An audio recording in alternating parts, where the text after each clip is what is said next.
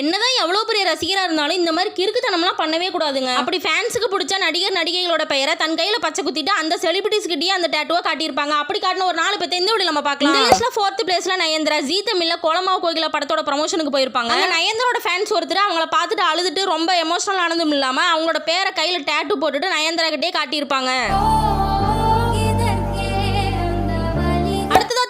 தமனா இவங்க ஏர்போர்ட்டுக்கு போயிருப்பாங்க. அங்க வந்து இவங்களோட ஃபேன்ஸ் ஒருத்தங்க தமனோட ஃபேஸை வந்து கையில டேட்டு போட்டுட்டு தமனா கிட்டே காட்டியிருப்பாங்க.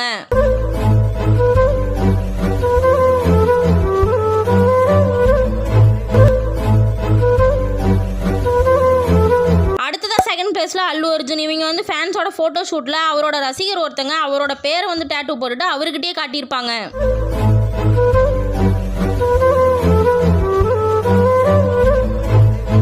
ஃபர்ஸ்ட் பிளேஸ்ல சமந்தா. இவங்களோட ஃபேன்கள் ஒருத்தங்க சமந்தாவை மீட் பண்ணும்போது சமந்தாவோட பேரை டேட்டு போட்டிருந்ததை வந்து அவங்க கிட்டே காட்டியிருப்பாங்க.